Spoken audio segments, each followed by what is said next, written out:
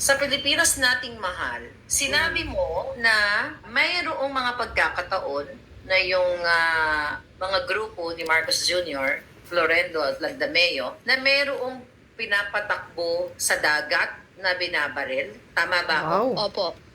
Meron Okay. yung mga security, yung ganyan. Na-witness mo? Meron. Nakita mo? Nakita mo? Meron.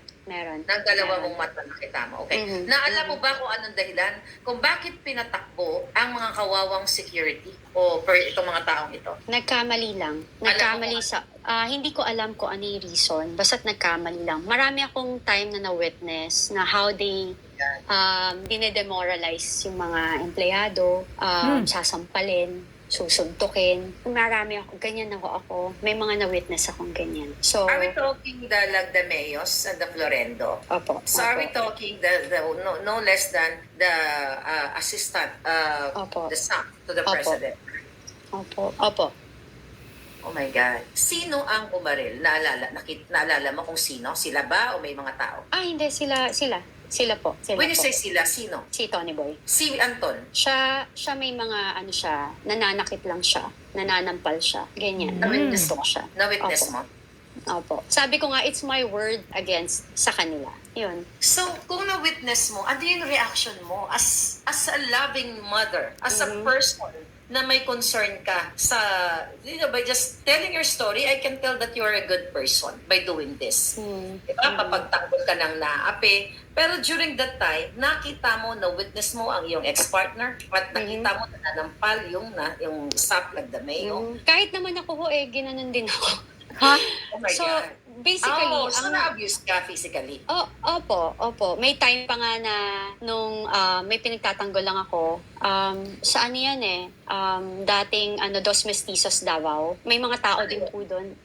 Sinuntok niya ako, tapos bigla ako nag-collapse. Bumagsak ako, tumama yung ulo ko somewhere. Tapos almost 5 minutes daw akong hindi nagigising. Sinuntok ka ng ex-partner mo? Opo.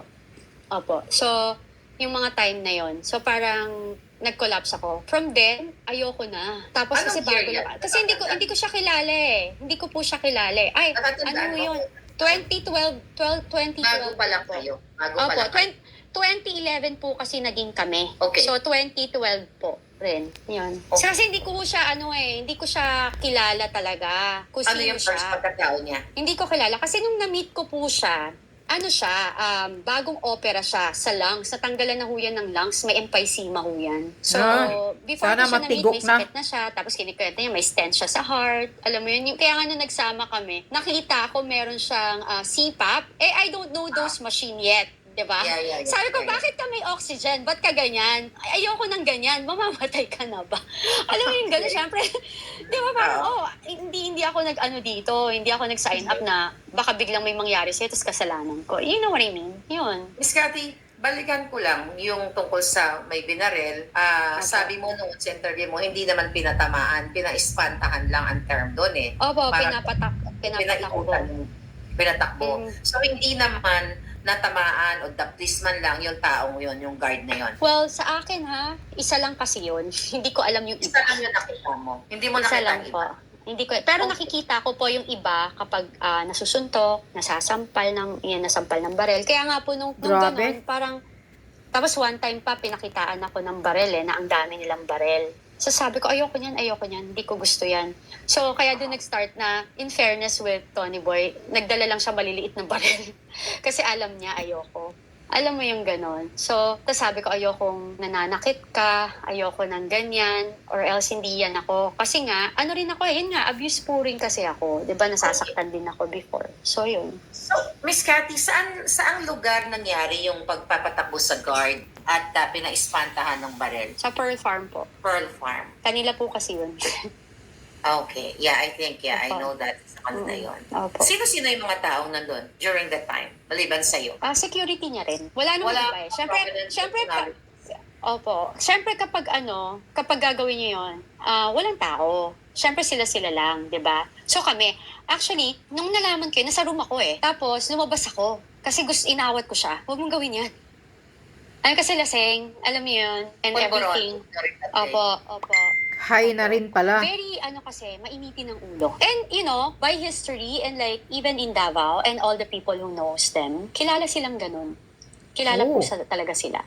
Yung parang talagang yung nakakakilala sa surroundings at nakakakita sa kanila kahit sa labas, sa mga sikat na clubs and restaurant, na witness naman po yan nila. Abusado. Lahat yun. Yeah. Doon sa interview mo ulit, kay Seminay, sabi mo pa na si Lagdameo ay, yun na nga, pwedeng magpalabas. Tama ba yung pagkaintindi ko? I-correct mo ako kung mali. Apa.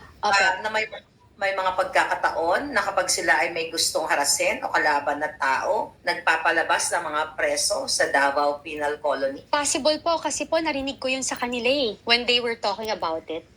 Kanila? Sino-sino yung mga kanila? Si Tony Boy po, tsaka siya mismo, pag nagkikwentuhan sila, pag nagiinuman, opo, yung may mga pa-joke-joke pa sila na ganyan, tas sabi niya, dali lang yan sa amin. Yung ganyan.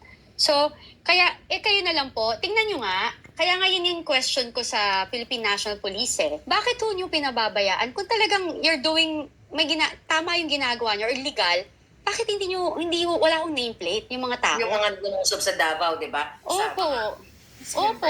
Di ba dapat po yun? Alam mo yan, human rights violation yan. Kasi nakakatakot ho yan. Di ba? Parang bakit ho inaalaw nyo? Tapos hindi nyo kine-question ng PNP. Hindi na kine-question yan. Bakit walang pangalan? Di ba? Dapat ho, kasuhan yan Di ba? Maling-mali ho yan. Kahit sino pa ho tanungin nyo, maling-mali ho yung nangyayaring yan. Kaya alam ko na, kaya naawa po ako sa PNP. Kasi nagagamit sila na, Kaya mga pulis kami, ganito kami, wow. Alam nyo po, kawawa po yung mga kapulisan nagagamit. Dapat po yung mga kapulisan sa Davao, paglaban nyo po kayo. Paglaban nyo po yung pangalan ninyo. Nagpagamit kasi. Nagagamit po kayo talaga. And yung mga yan, wala akong pakialam yan masira yung iba. Basta gawa nila yung gusto nila. Ano nga, addictus benedictus na pag-iisip. Yung parang makuha lang yung gusto nila, they don't care. Miss Cathy, sa revelasyon mo, actually nakakapanghina bilang isang Pilipino. Akala ko yung pinaka-worst na mga nakarating sa akin information, actually worst yun na si Lisa Marcos ay kaparte ng kidnapping sa Turkey. Doon sa dalawang minorited bata, naman niya, sabwat sa smuggling, kasabwat sa, pulburo, nandyan, manufacturing and everything. And now, hindi lang pala sila. Andyan yung passport chief, andyan yung staff. So masasabi mo ba na ang Malacanang lang, ang Office of the President, we're talking about the Office of the President, ay pinamumugaran ng mga pulboronic or addictus benedictus? Correct. Opo. Karamihan po. Wow.